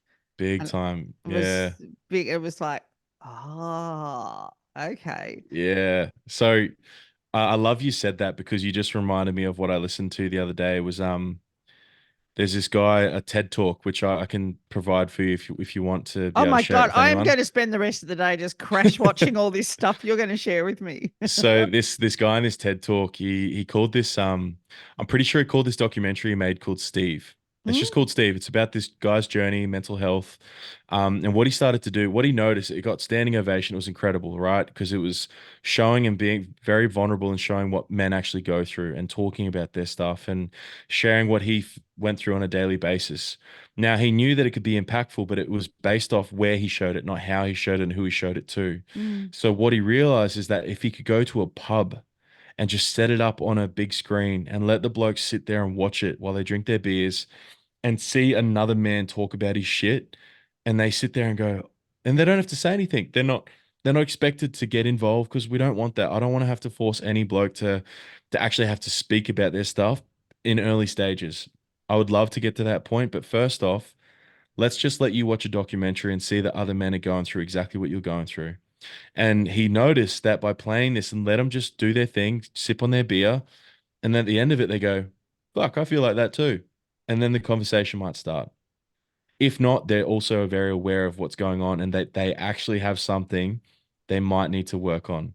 Because mm. this is the case, like most men don't realize they have an issue. Yeah. Most men think it's just normal to feel like this because their dads told them that, and their granddad was always like, "Oh, you just have to harden up and go through it. That's just life." It's like, Yeah. well, there is a form of having the strength to move forward through tough things. Doesn't mean you have to do it by yourself. No. There's this thing with granddad. I reached out to a few of the boys yesterday and said, "Hey lads, just letting you know this is what's going on. I'm okay, but I just want your support and energy my way, please, if that's okay." And of course, they were like, "Yeah, man, we got I you." love that when you messaged me and you're like, I'm okay, just saying. And I'm like, yeah, we're Yeah, okay, but just letting you know, just in case I'm, swinging out there in the atmosphere, can you pull me back in? Yeah. yeah, yeah. I termed it as like it's okay if you're not okay, but like, so if I'm not okay and I fall off the cliff, can you just have a little net set up down there to catch me if that's Yeah. cool? Yeah. So then it's a lot easier to deal with because if you fall, someone's there to catch you. Yeah. E- Absolutely. Even if it's not you, if you don't have the capacity like you and I might have these days to be able to hold ourselves, if we don't have beautiful partners and friends, then this is why I believe this work's so important, Kath, Yeah. because if you know at least how to regulate your nervous system with a better breath work, if you know how to talk about how you're feeling, this guy in this TED talk, it was a really beautiful, simple equation, was just asking men, how are you, bro, out of 10? And that's all he did. He had this group of men once a week that, or every day, it would be like, "Hey boys, how are we out of 10 and why?" Yeah. I thought that was really cool. It was a really simple tool. It's like Yeah. 0, I'm awful, I'm done. 10, I'm feeling fucking amazing. Mm. Where are you on that scale and why? Yeah, because you're not asking them to identify the feeling, just well, you're asking them to identify it, but that's such a good tool, isn't it? Because they're not going, Yeah. "Oh, I really feel shit at the moment." It's like, yeah, I'm about a 7. Yeah, and they're not going to know, like, And we know how much men like to use numbers to describe things, don't we? of course. Measurements in particular. Hey, of course. About 2 centimeters. About But two yeah, centimeters. it's something where like men don't need to sit there and go, my trauma addiction to because I was abused Yeah. and then I was left and abandoned. Like, I don't need you to know what the terms are. I don't need you to be able to describe it. Yeah. Let's just start with, how do you feel and why do you feel like that? Let's keep Yeah. it super fucking simple. Yeah. And that's why I love Alex Hormozy so much. As much as he might be a business and entrepreneur coach, or well, like he is himself and he just shares knowledge, he breaks shit down into really simple forms so that he gets, you need to see this. So if anyone hasn't watched it, Hormozy does this hot seat coaching. So he'll get people free, come on to Zoom. They'll be like, this is my problem. And he'll just solve it for them in this like 30-second little thing. It's like, this one girl she had fear of failure, Kath, because she was worried whether she was going to be able to sell 1,000 books, right? So her goal was sell 1,000 books. So she already has put a massive amount of pressure on herself to make sure that if she doesn't hit 1,000 books, she's worthless. She's a failure, right? What Yeah. if? And then Hormozy just goes, "Oh, well, why are you doing that? Why don't you just make the goal that I have to do this every single day for 4 weeks by marketing, posting about it, sending emails, telling people that's my goal. And whatever the outcome is what I'm going to be happy with." Yeah. How much Wow. how much better does that Just sound? breaking it down. Yeah. So not I'm going to lose 10 kilos. I'm going to go for a walk every day for the next 6 months. Whatever happens at the end of that, that's my outcome and I'm fucking happy with it. Yeah. Yeah. Way less Wow. pressure. Way less Way less pressure. pressure. That's so cool. It's like I do this, you were saying with the 1 to 7 or 1 to 10, and the guy's not actually having to name the The thing. emotion, the Yeah. thing. Yeah. So I do this process with the radical forgiveness stuff. I do like a healing circle where I read out a list of questions and I get the people to walk the circle with anything that they identify with. Um, which walking the circle can be daunting alone, but you start to see somebody else across the other side start to walk for it, and you don't have to name it. And the questions are worded in a way of, have you done this or have you done that to you? So you're not identifying whether you're the victim or the perpetrator, because I like to take out that equation. I like to people to understand that whether you've been the victim in a situation or a perpetrator at some level, soul-based level, wherever you are, um, we're on, we're even, because people that hurt Mm. people are hurt people. Oh, I love that. That's Yeah. cool. So getting people to walk the circle and you're not going, oh, yep, she's the doer. Oh, he's the doer. It's like, oh, fuck. And they walk and they don't have to speak. They meet halfway across and go, hey, Trav, I'm really sorry that happened to you. I don't know what happened to you, but I'm really sorry that happened to you. And Mm. back again. And then you walk the rest of the way across the circle. So you've completed that walk.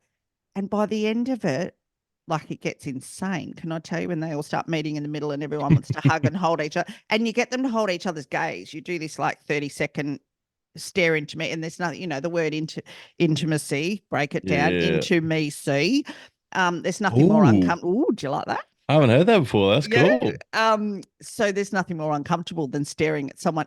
30 seconds is a fucking long time when you're, Hmm. but by the end of it, the difference in the energy in the room from people going, oh my God, so many of us have got, I don't know what your trauma was, but you walked at the same time I did. So you've had something go on, or you were the perpetrator, but I can see you're really feeling that now because, yeah, as I said, Mm. anyway, another thing we could I talk hours love that. about. No, well, I love that because it's exactly what we do at our workshops and Mm, retreats where we do eye gazing, but it's five yeah. minutes.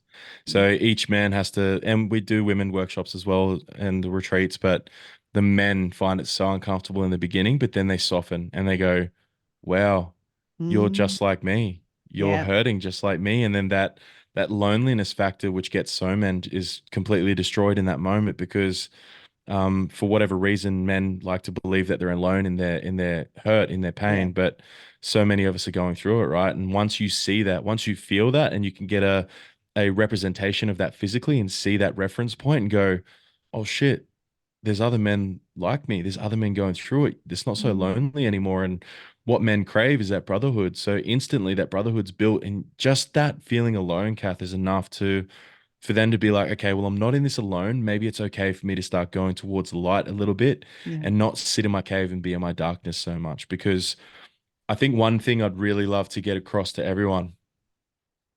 Now, I mentioned this before the podcast, and it's the education of mental health and mental illness. Mm, It's we're so happy to offer it in schools about sex education and STIs and pregnancies and stuff, but and yet we're not going to talk openly about the mental health aspects of what we might go through as we get older, right? That gets yeah. swept under the rug a lot of the times.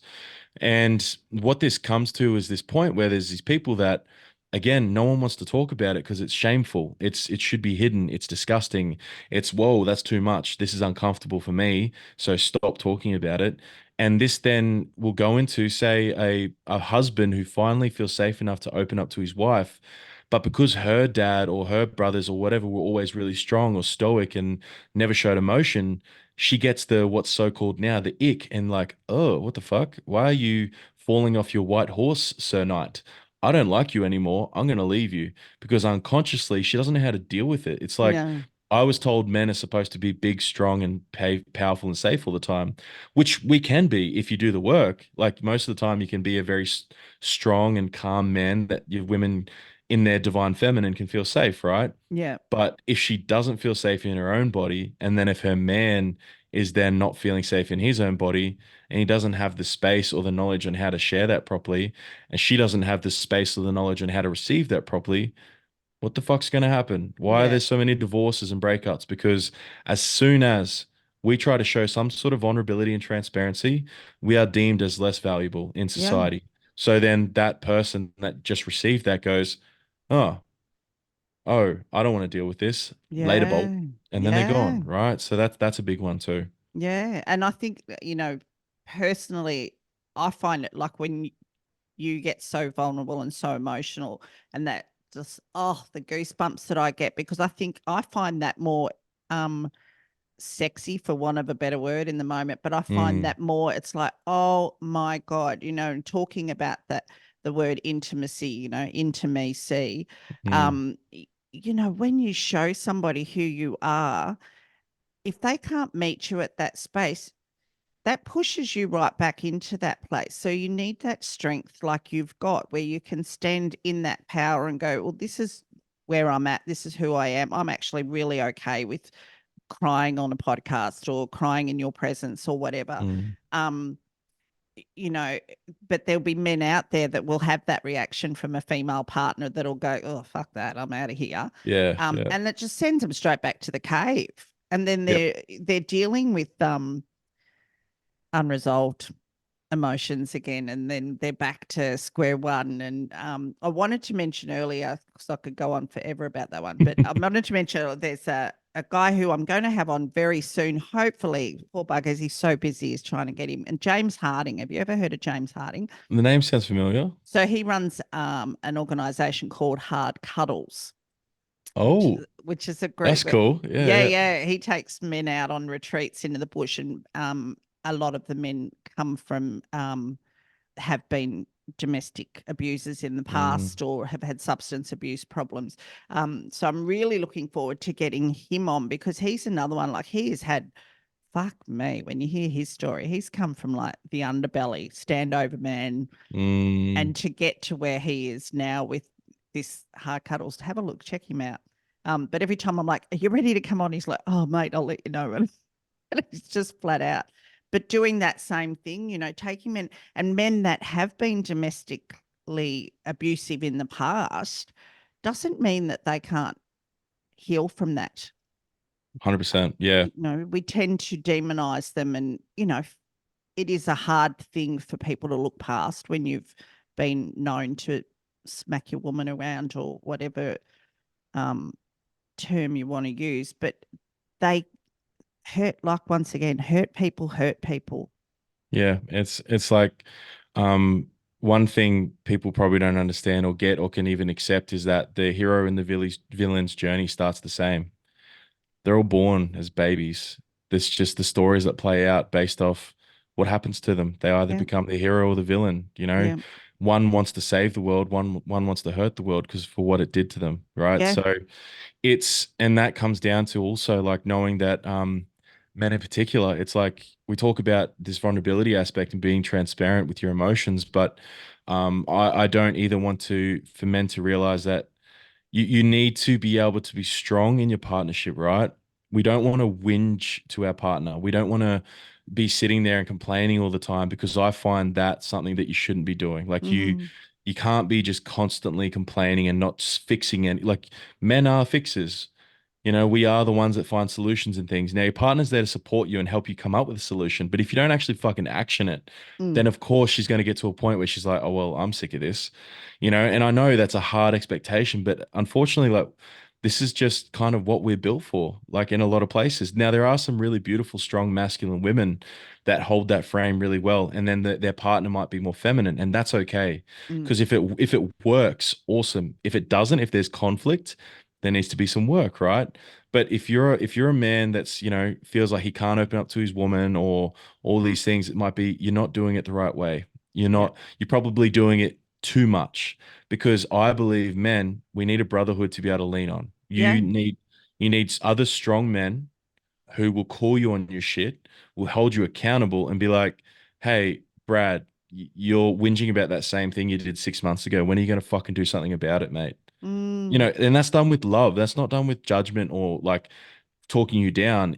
As men, we should be able to take these challenges and go, you're right, I need to be better. I'm going to do this. And again, you can say it's pressure, but it's like, no, it should be a minimal standard for you to be able to fucking hold your own in life by taking responsibility and learning what you need to be a safe, honest man who's integral with his word, who's loyal, will do the things he says he's going to do, and mm, stop whinging about shit that you won't put actions in to change, right? yeah, Now, again, I get passionate about this because I was also that little boy. Now, one big thing that we focus on, especially with my work with Rewire, is there's a lot of little boys walking around at, say, 50, 40, 30 years old. Little boys who aren't in control of their emotions. You haven't gone through your rites of passage to become a man. You haven't been tested. mm, You haven't been held accountable for your shit. You haven't been taught. You haven't been shown. You haven't let go of mummy's fucking pillow yet. You know, like she's still got the key to your inner wild man, which is what Iron John talks about, where incredible story, by the way, for anyone listening. Iron John, Iron John, is the story of young men finding their inner wild man. And it's an incredible fantasy story, and it discovers on like how you go from this, you know, this hurt little boy who can't handle his emotions, and you're expressing all over your woman with the abuse and the manipulation and things like that because you haven't handled your own shit. mm, And by uncovering the wild man and letting go of mummy and daddy and actually growing up and becoming a man and going through that rites of passage, by doing this sort of work, by facing your demons, by shining light on your shadows, that's when you become someone that can actually get through life. That's when you become someone that can become reliable and people look to for leadership. yeah. Because I believe every man should be able to lead. If you can't lead yourself, you can't lead anyone, and vice versa. Right. So, there's these minimal expectations, I believe, and I actually put together a little 10 things you can do as men. Oh, okay. So let me lead into this, because at the end of every podcast, because I think it's time for us to wind up.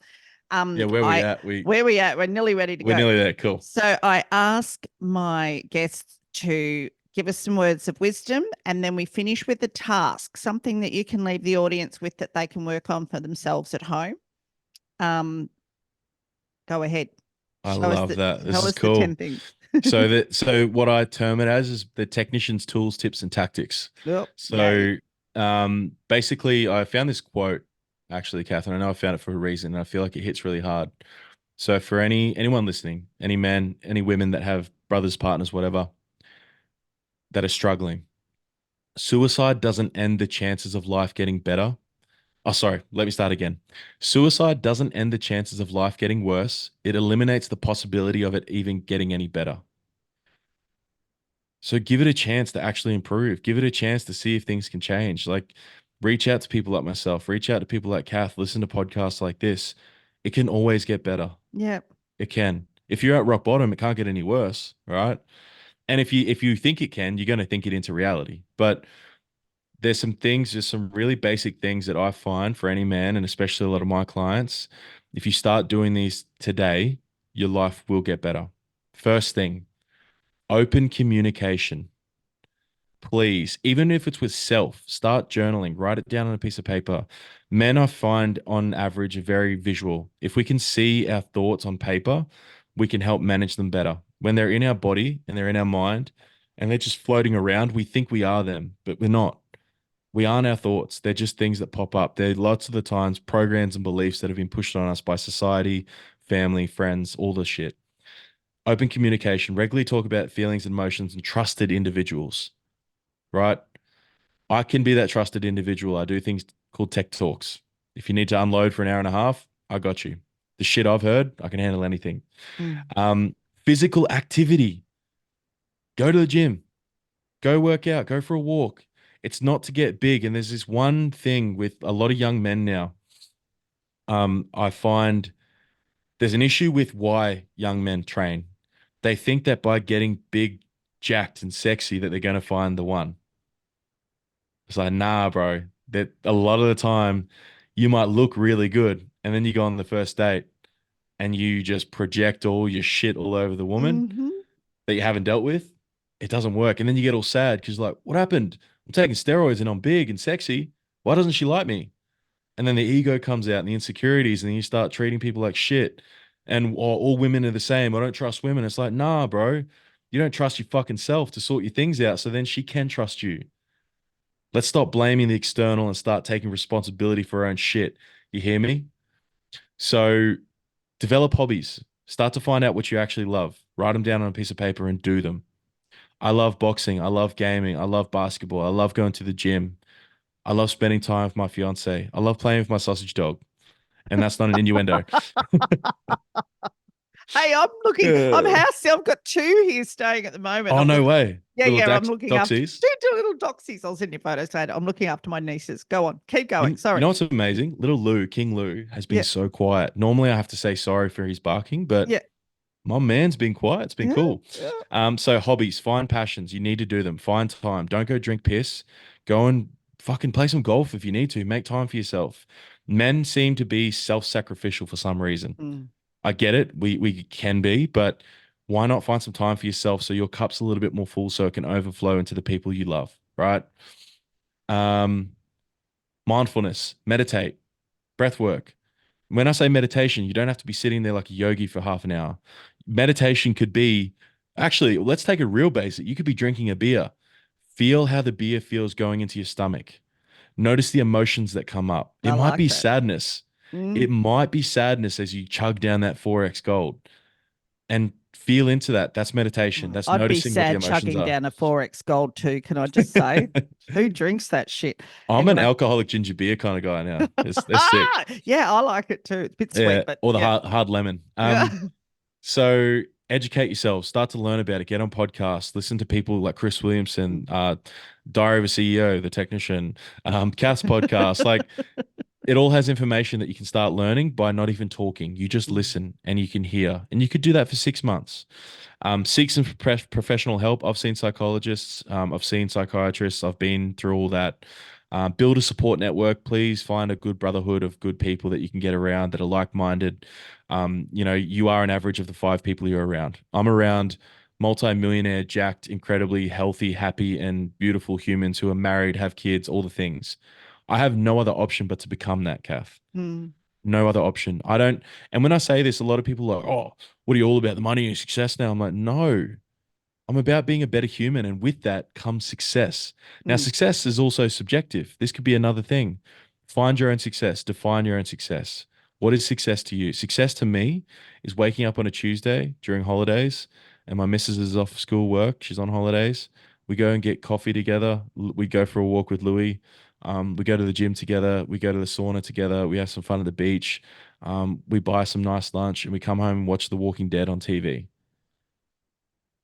I want That's to come out with success. you on a Tuesday. I'm a Yeah, Walking right, Dead right. girl. I love it. Oi, we just finished the whole season, like it's 11 seasons in 6 weeks we finished during our Oh, holidays. did you? I cried like a bitch after. Like I was, Oh, yeah, it was tough. But now we're on to Fear of the Walking Dead and everything else. oh yeah.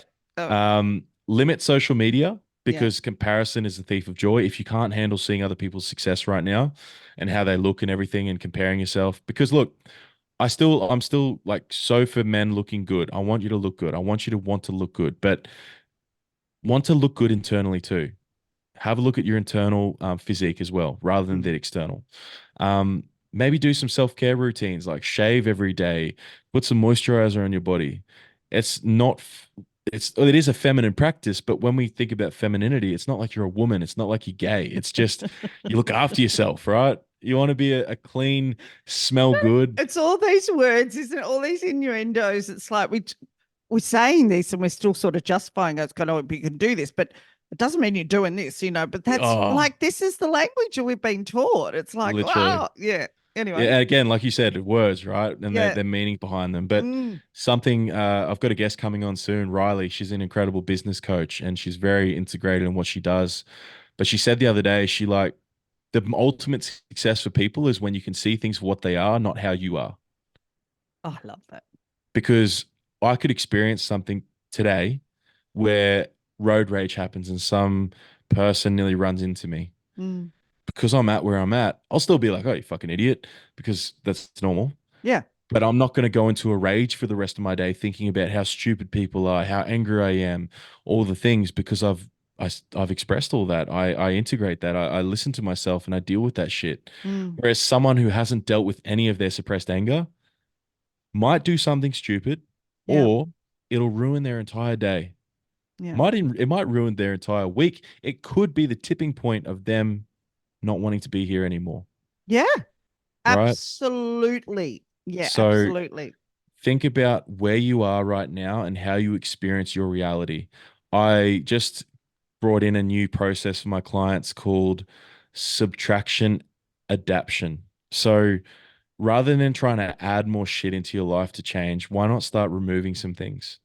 Oh, I like that too. Why not take away some shit you don't need in your life? What if that one friend you keep hanging out with, you don't feel good after you catch up with them? Like it sounds bad, remove them from your life. If they're Okay. not a positive influence on your life and they make you feel like shit and your nervous system's all jacked up and all they do is talk about other people or whinge, Mm. Mm. why in hell would you want to be around that? That's right.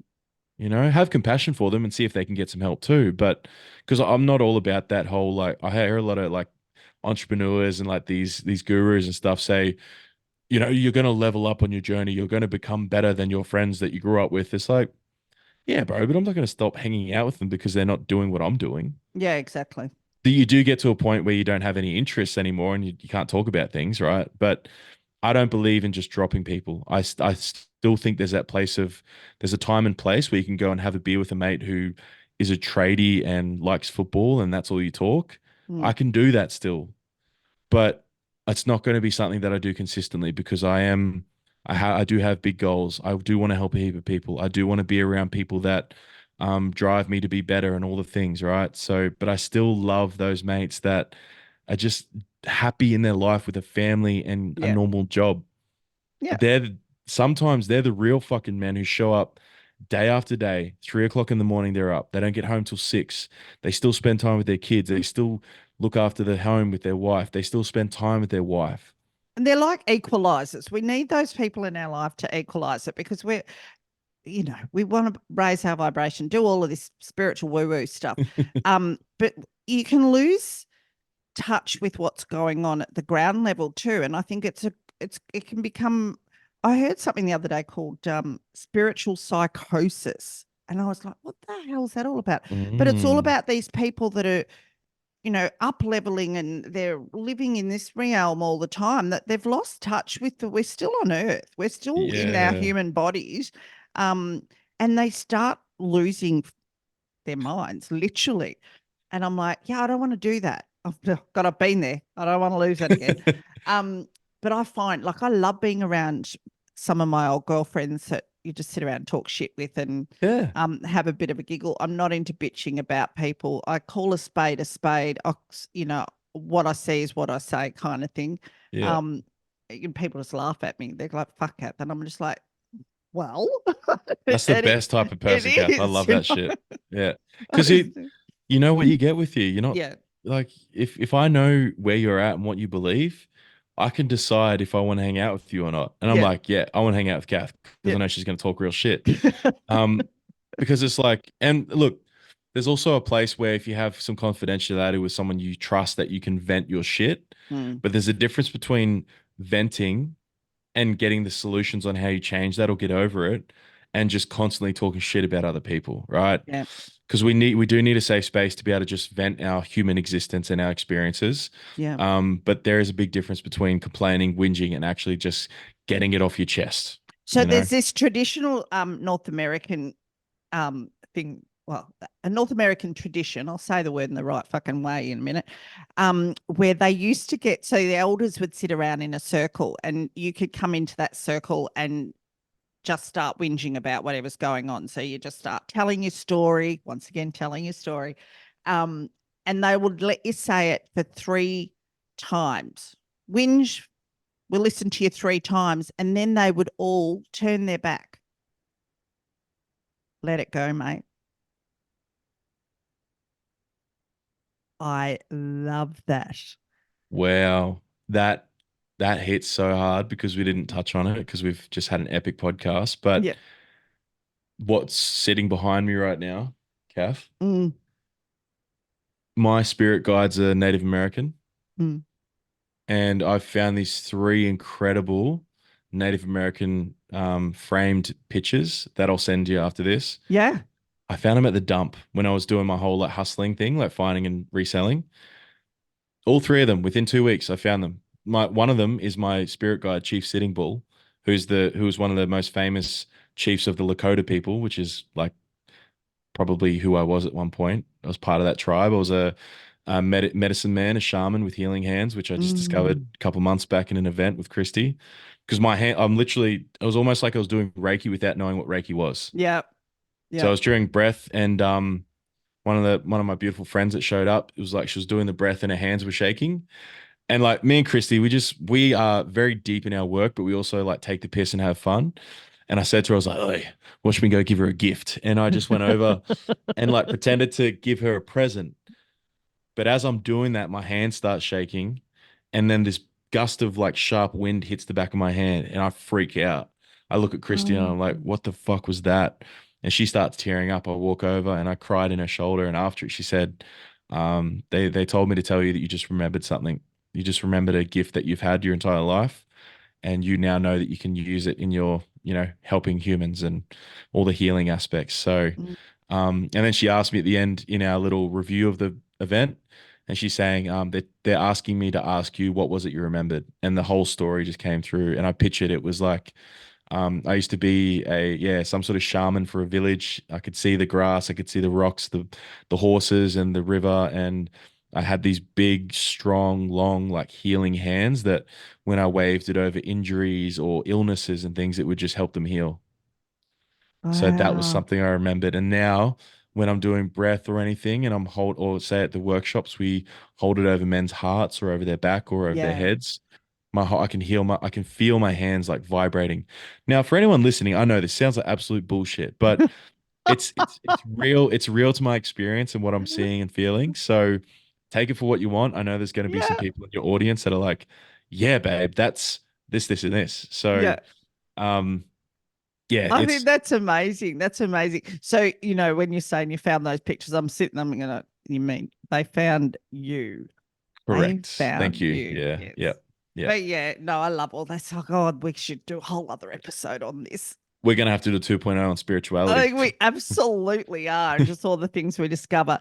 So we'll call it for today because everyone will be going, fuck, this is never ending. But it's been amazing. Oh my God, I'm so Mm, grateful that you came on and shared all of that with us. And this is and I do want to just, I know, quickly go back into, and I don't mean to rush this part, but no, no. we talked about the language around you and I discussed this a few weeks ago, the language around mental health and suicide and how we need to educate people on it. And there is a term, and I learned this from a few years ago. I did a walk for suicide prevention with a Mm, mother who had lost her son to suicide. Where we wrote names of people that we'd lost on ribbons, and we walked to this park, and then we tied them to this fence and had this memorial fence. And it was mm, mind blowing. This walk was insane. But one of the points the mother said to us is that the term committing suicide needs to be done mm, with. Back in the early, whatever the years were, but suicide was considered a crime. And the word committing implies that there's a crime being committed. Um, so it, it needs to start being educated to people that you die from suicide, you die from mental health. Mental mm, health is a disease. It eats away at your brain.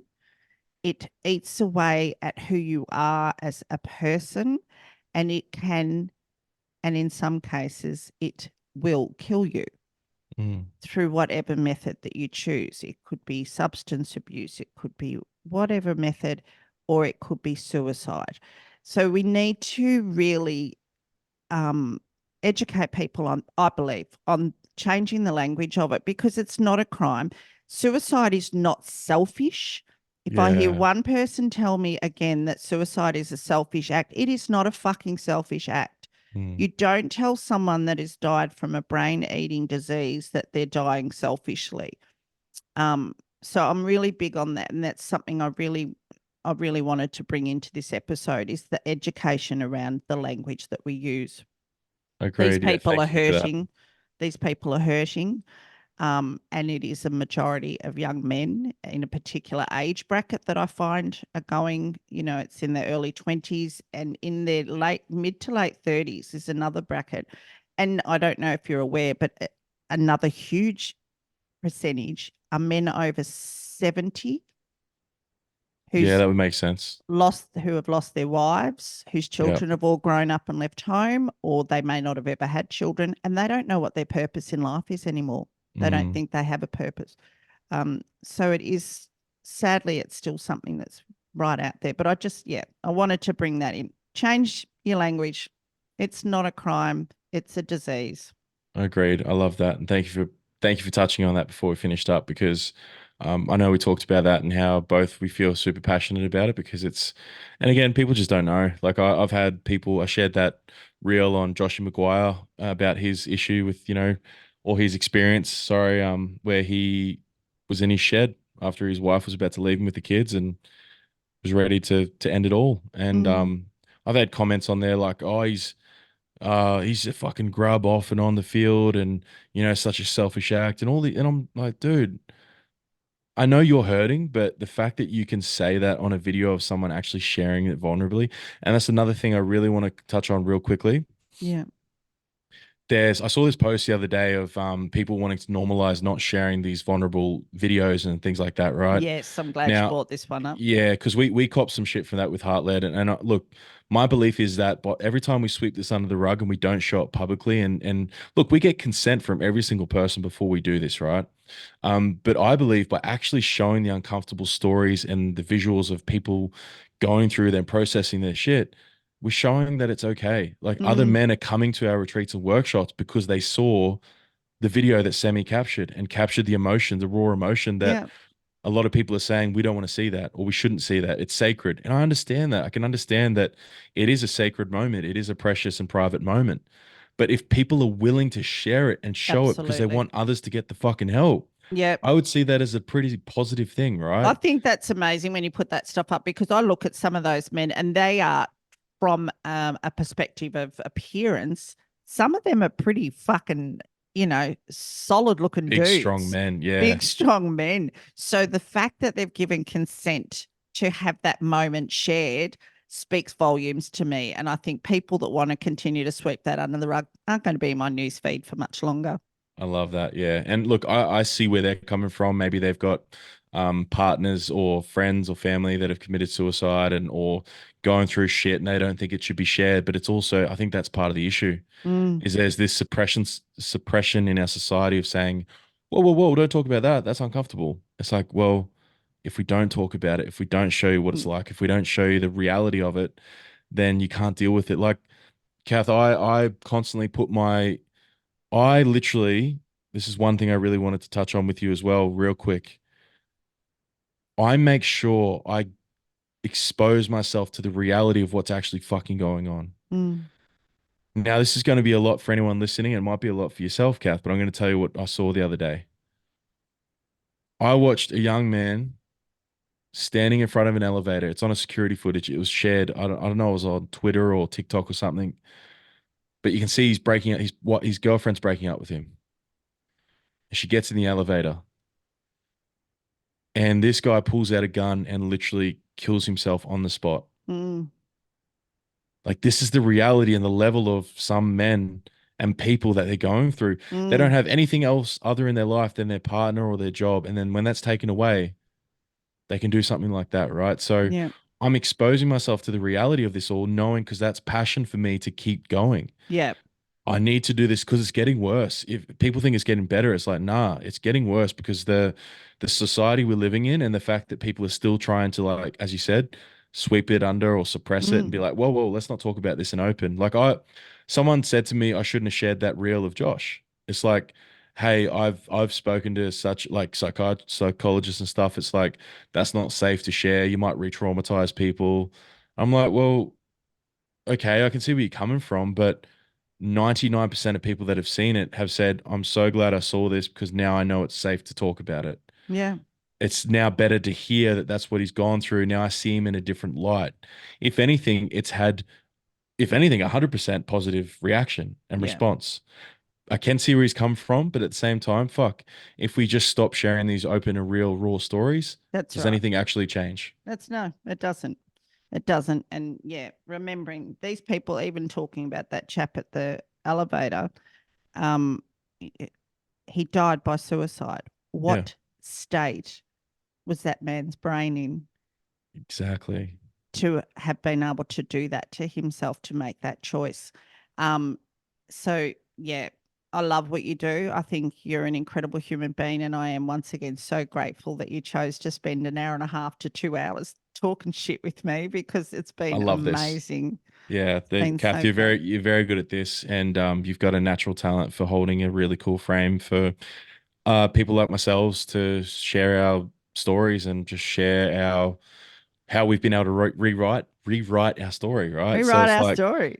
yeah, like, and it's exactly what I've done and I continue to do because there's always new things, there's always new Yeah. levels, new devils. Always new chapters, Yeah, mate. yeah, And like yeah, I keep saying, it's not a journey. A journey implies that it's continuous. No, yeah. it's a new chapter. Every day is a new chapter. I love that. That's cool. So yeah, I just want to say thank you.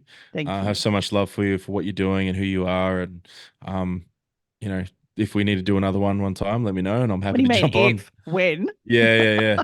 Actually, what I'd love to do is be able to release this on mine as well. We'll do like Yeah. a collab and just get it out on both platforms because I think you've been able to bring out things in me today that haven't been brought out before. So I just want to thank you for that and thank you for holding it. Thank you so much. My darling, it's been an absolute pleasure. Thank We'll you. talk again soon. I'm going to say goodbye to you so I can say goodbye to my audience today. And you'll have to jump off because last time I tried this, I disconnected everybody. I'm not good at this yet. But you and I Okay, will catch cool. up soon so you can give me some hints on how to make this even bigger. Amazing. Thank you so much, Kath. All right, Appreciate you. gorgeous. I'll talk to you soon. Peace. Love you, babe. Bye. Wow, that was amazing. What a great episode that was. And I love when my episodes go on forever because you can always switch it off and come back to it a bit later. So thank you all again for listening to today's episode with Travis Cochran, the technician, head of Heart-Led Warriors, an incredible organization that he does amazing stuff for men. And I'm going to say goodbye because we've talked forever. So thanks again, everyone, for tuning into today's episode of You Can Rewrite Your Story. As always, I love you all and I'm very grateful. Thank you. Bye. So thank you for listening to today's podcast. I am so grateful for each and every one of you. To get in touch with me regarding any of my episodes, you will find me on Instagram, Facebook and TikTok at Kath Telford Empowerment Coach. I love you.